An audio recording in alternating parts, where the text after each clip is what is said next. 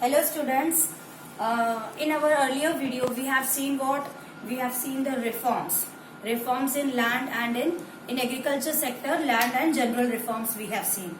So in today's video we are going to see our biggest reform in agriculture sector. Now what is that biggest reform that came in agriculture sector was Green Revolution.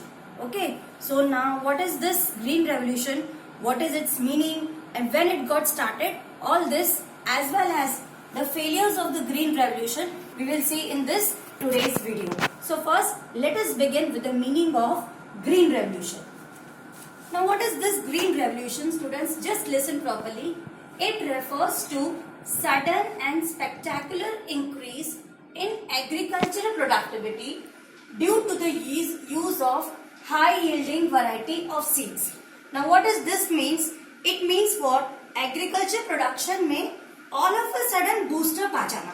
Booster आ जाना मतलब हमारी जो economy थी उसकी जो production activity थी वो all of a sudden क्या हो गई? इंक्रीज हो गई. Means it got increase in the agriculture productivity. And why it got increased? Because of high yielding variety of seeds. So with this what happened? Our production got increased. Means if we were growing only this much production in the beginning, later on we started growing more production. It all started increasing and increasing. Why? Because of high yielding variety of seeds.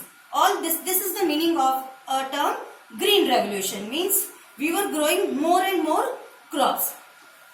So we were doing a good production. Now this Green Revolution started in the year in 1965 in India.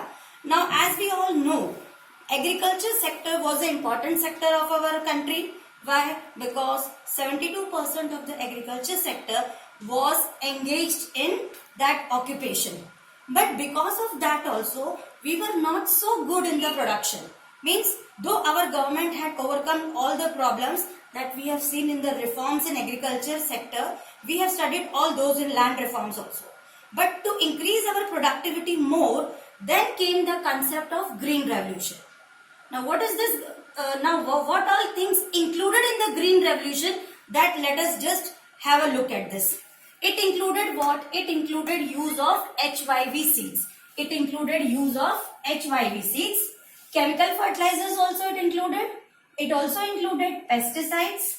It included use of scientific crop rotation. Now what is this scientific crop rotation? We are going to see now.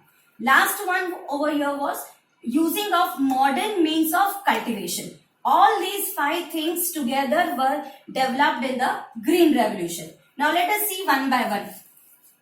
In this high yielding variety of seeds, high quality of seeds were used. And because of use of high quality of seeds, our production got rapidly increased. Second was what? Chemical fertilizers. Means use of chemical fertilizers. With the use of chemical fertilizers, we were able to grow more crops very fast. Use of pesticides. With the use of pesticides, there was no means we were able to eradicate the germs in the farming. Second was what? Next was what? Scientific crop rotation. Now understand this term properly. Now all of you know what is the meaning of crop rotation. Crop rotation means what? Farmers will not do the farming for 4 months. Okay. Why he will not do the farming for 4 months? He will grow the crops. Production will come out. Okay. But according to land, crop को rotate कर देना. That is known as crop rotation. Now, what is this scientific crop rotation? We will also see this also.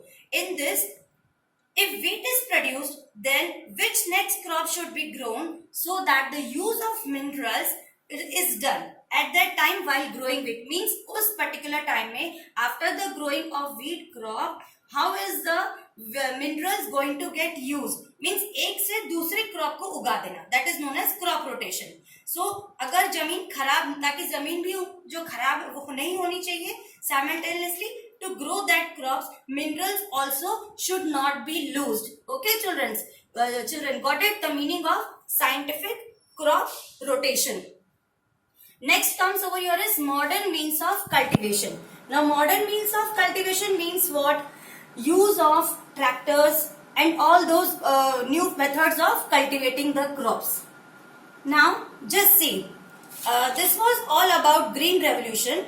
Our green revolution is not actually any task. It is an era. Basically, it included what our production or our production capacity, you can say, got boosted. And all this concept is known as green revolution. And why it got boosted? Because of these 5 points. Because it included these 5 points, that's why our production capacity got boosted. Now see, here are some achievements also of green revolution. Means by adopting this green revolution, what did we achieve?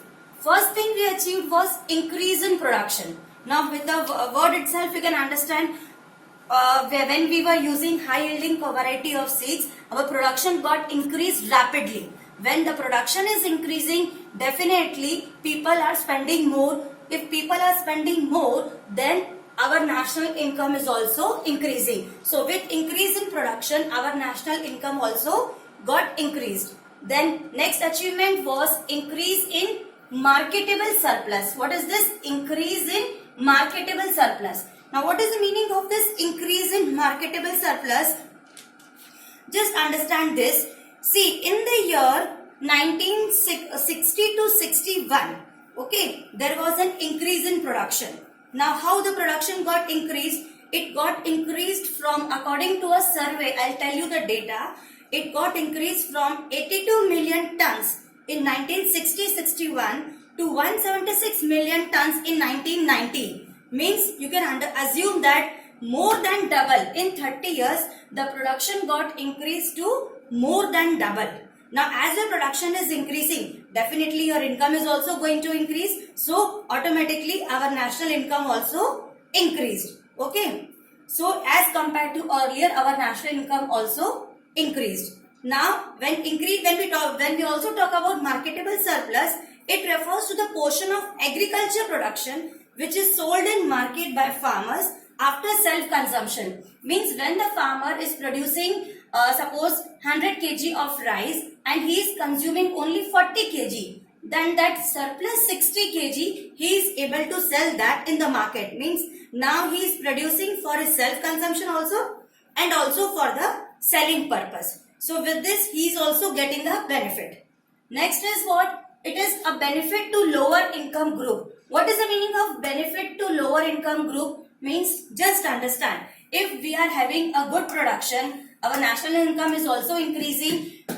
It is benefiting to the poor people also. How it is benefiting? By when the stock is available in market in surplus, so the price is also reducing. Earlier, if the price is rupees 10 per kg, with the increase in stock, the price decreases. So the price becomes rupees 8 per kg. So this also is beneficial to the people who are very poor, because excess stock production is, because of production there is excess stock, and because of excess stock there is availability of stock in the market, and because of availability of stock it reduces the income. Means price is also reduced.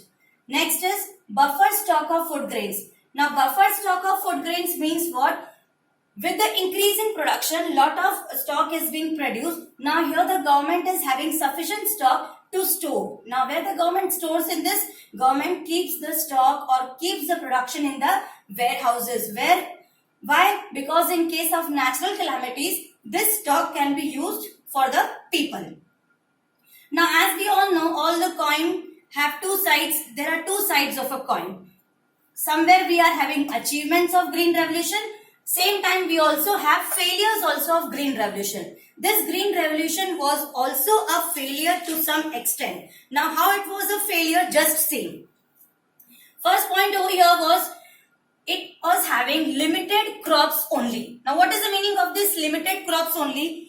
Wheat and rice were the only crop whose production got increased in the green revolution. Why? Because other crops production was very normal. Only wheat and rice production was increased tremendously because water supply was given to them. Okay, so no such major change in increment was observed in other crops. Only there was excess production of wheat and rice. And because of the next is uneven benefits. Uneven benefits means what? All the people were not getting the equal benefits. Means all the farmers were not getting the benefit equally. Why? Because of money, majority of farmers were very small. So this green revolution included so many things: fertilizers, pesticides, HYV seeds. So all the farmers were not able to afford this. Financially, it was not possible for the small farmers to afford this. So because of lack of availability of money, every farmer, or you can say every small farmer, were not able to get its benefit. So this concept didn't work for small farmers. Now next is soil degradation. Now soil degradation means what? Soil kharab ho jana. You must have learned this in science in earlier classes also. How the soil is degraded. Why? Because the soil was disturbed because of these chemical fertilizers. When we use pesticides and chemical fertilizers, our soil got degraded. And when the soil got degraded, the soil was disturbed because of chemical fertilizers, and groundwater was very speedily coming down. Groundwater came down very speedily because crops were taking more water consumption.